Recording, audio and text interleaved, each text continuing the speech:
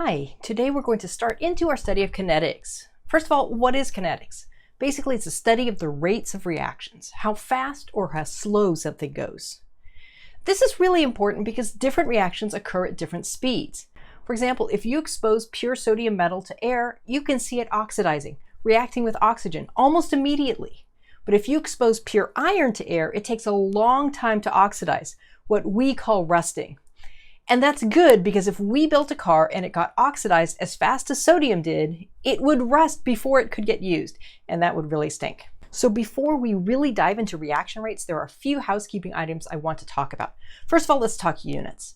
Anytime you talk about the rate of something, you're always going to talk about some amount per some unit of time. For example, think of how we talk about how we're paid, which is really a rate of money accumulation. You might tell me that you make $12.50 per hour. If we were going to use that in a unit conversion problem, we might write that figure this way. So let's look at another rate of pay. Someone's salary might be $65,000 a year. Again, we could write that this way in our conversion factor format.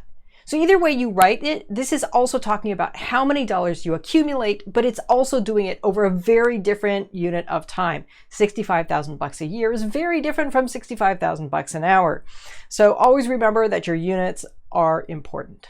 Now, of course, these rates can also be linked to something more concrete than money. I don't know about you, but I never actually get paid in dollar bills. I get an electronic deposit in my bank account. But rates can exist for real world things as well. So if I worked at a sandwich shop, my boss might care about my rate of sandwich production, and I might tell them that I made 20 sandwiches per hour. Finally, I just want to point out a sort of unit notation that we scientists like to use, which are called inverse units. These are units with a superscript of -1. In this case, that means we're dividing by hours. You will see these inverse units a lot during our study of kinetics, so I want you to be familiar with them. Okay, so now let's move on to units we actually use for rates of chemical reaction. In all cases, these are going to be written as some unit we use to measure the amount of chemicals divided by some unit of time. Now, as you've probably learned by now, a lot of chemistry happens in solutions. When we look at kinetics of solutions, our units are going to be some unit of concentration, usually molarity, though not always, divided by some unit of time. So you might have molar per hour, molar per minute, or molar per second for a very fast reaction. So you might wonder how you know what unit of time to use, and really that depends on how fast the reaction goes. If you have a super fast reaction, you wouldn't want to use molar per hour because the number you'd get would be really huge. You might want to use molar per second instead. But if it goes super slow, as some things we're going to be talking about will, then you might want to use molar per year. What if you have chemistry that doesn't occur in solution, something that happens in gas or solid phase? There you'll either be looking at moles or some unit of mass per unit time. So you might have moles per minute or per hour or per second or whatever, or you might have a mass unit like kilograms per hour. Now, as we dive into this, we're going to be doing a lot of work with concentrations, and so it's really important to understand this notation here, which I'm not sure you've seen before, because this is often when people see it for the first time. When you see square brackets around some chemical formula, what that means is the concentration of that particular substance, and it almost always refers to molarity. So now let's talk about practicalities of rates. Usually when we're monitoring a system, we don't measure everything in that system. We only measure one thing. So we can measure how fast a reactant is disappearing, or else we could measure how fast a product is appearing. I personally have done a lot of kinetics work looking at reactant disappearance in my research, but I've also looked at product appearance as well. So let's look at this simple system. Here we have molecules that are decomposing into two separate pieces. So we could measure how fast the molecules are disappearing, or we could measure the rate at which the blue parts are appearing, or we could measure the rate at which the green parts are appearing. In case you're wondering which one to choose, it's basically whichever one is convenient, easy to measure. So hopefully you can see that those rates are related. Every time one of the molecules disappears, one blue part appears and one green part appears. Which leads us into our next topic, relative rates. Basically, looking at a balanced chemical equation can tell us how the rates of disappearance of reactants and appearance of products are related. Let's look at a specific example. Here we have the balance equation for the combination of hydrogen gas and oxygen gas into water. So let's throw a bunch of hydrogen and oxygen molecules in here, and in order to make 2 waters, our balanced equation tells us that we need 2 hydrogen molecules and 1 oxygen molecule to combine. But how does that happen? Can you get 1 hydrogen to disappear first, and then the oxygen a year later, and then the hydrogen 2 years after that? No, they all have to happen at once. Because we know the ratio in which the reactants combine, we also know the ratio in the speed at which they appear or disappear. Every time an oxygen is consumed at some speed, 2 waters are formed at that same speed. There are mathematical relationships between how these things go.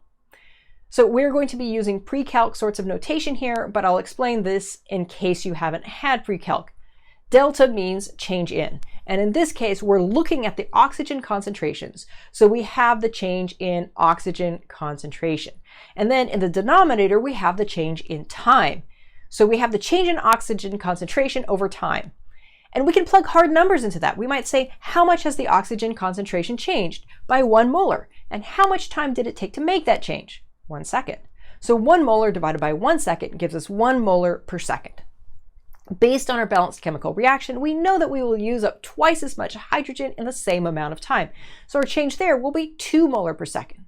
We could say twice our change in oxygen concentration equals the change in hydrogen concentration, or we could say that half the change in hydrogen concentration equals the change in oxygen concentration. So what we're going to do now is develop a general relationship between rates of individual reactant and product concentration changes. Now there's 2 ways we can think about rates. We can ask, how fast is this product appearing, or how fast is this reactant disappearing? Or we can ask generally, how fast is this reaction going?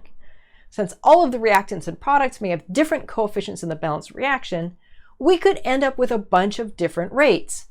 It might be easier to talk about the general rate of a reaction, and that's what we're going to do here. The rate of a reaction can be determined by looking at the rate of a general component in the reaction and the balanced equation. So there are 3 parts to this.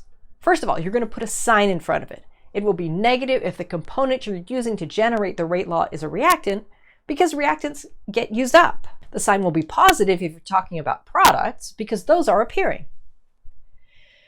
Next, you're going to put in a fraction that's basically the inverse of the coefficient from the balanced reaction, 1 over the coefficient. And then we're going to multiply that times the rate that we see that concentration changing by. So in this particular case, I did the first reactant, reactant A, but you could do it for any of the substances in the balanced equation, as I have done here.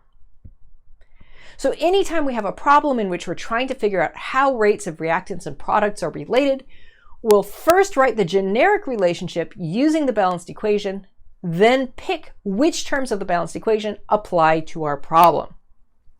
For example, here's a reaction in which water and calcium carbide combine to form acetylene and aqueous calcium hydroxide.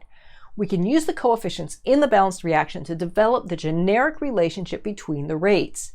And now we're going to apply that to a problem. If water is used up at the rate of 4.8 moles per second, how fast is calcium carbide being used up? First, let's write the rate at which the amount of water is changing, which is negative 4.8 moles per second. It's negative because water is being used up.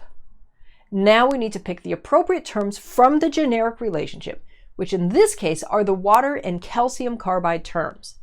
Let's now plug the rate for water into this relationship and then solve for how calcium carbide is changing.